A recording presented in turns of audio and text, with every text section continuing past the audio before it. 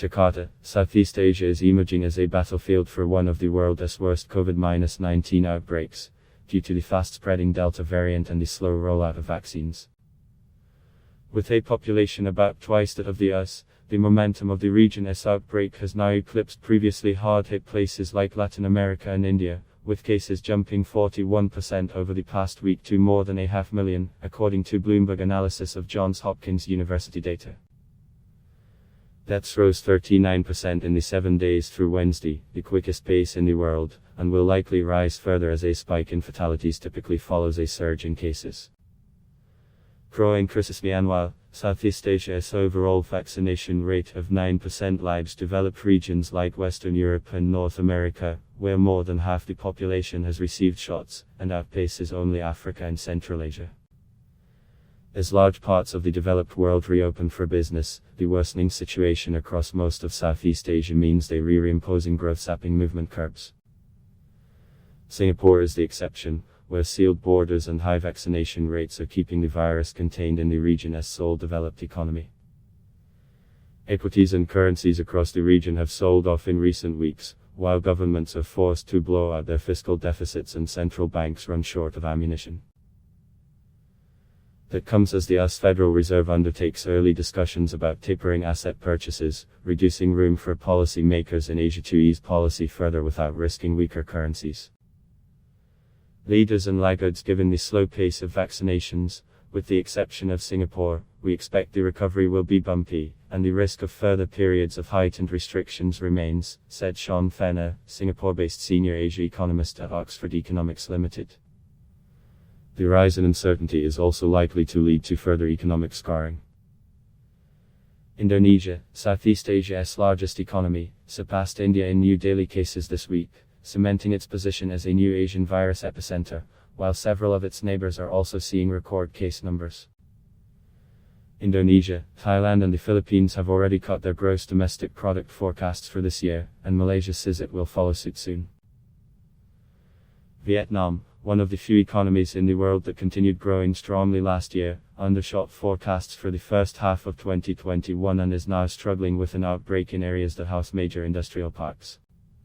Before the pandemic, Southeast Asia's largest economies combined would have been the world's fifth biggest, behind Germany, according to World Bank data. Southeast Asia has been buoyed by strong global demand for exports, particularly electronics, as the pandemic sapped traditional drivers such as consumption and tourism. That external demand could change, however, auguring further pain for the region.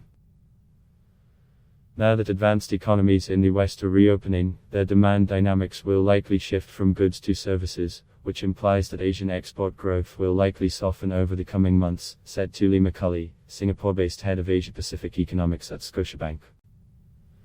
For the economic recovery to remain on track, domestic demand would need to pick up, yet the concerning virus situation is dampening such prospects.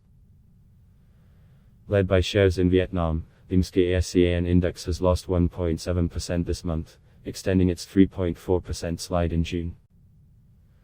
Thailand's baht, emerging Asia's worst performing currency this year, has lost about 5% since mid-June, around the time the Delta variant emerged in the country, while the Philippine peso has lost 4.2%.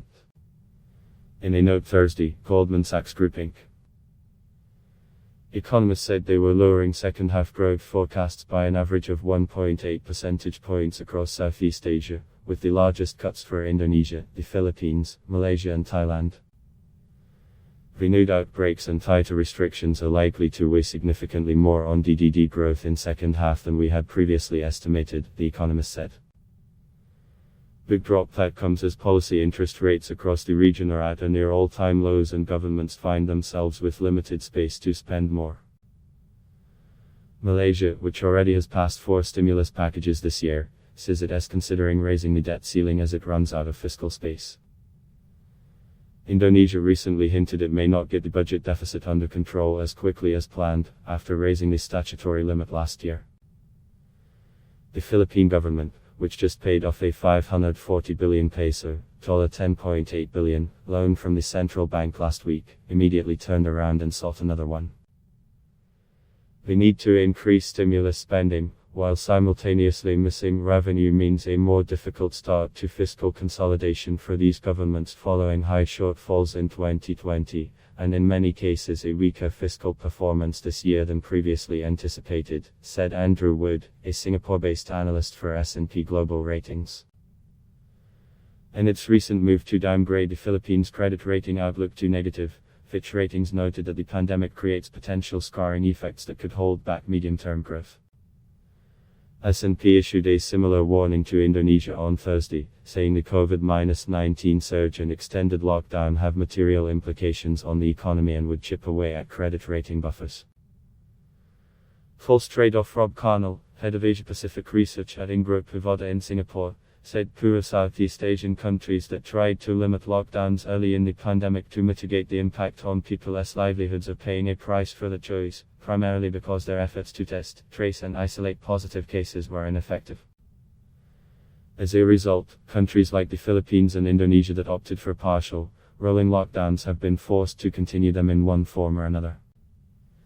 It was easier for the richer countries to lock down and pay people to stay home or be furloughed while they worked their way through, and the poorer ones tended to try to trade off restrictions with openness to limit the hit to GDP, he said.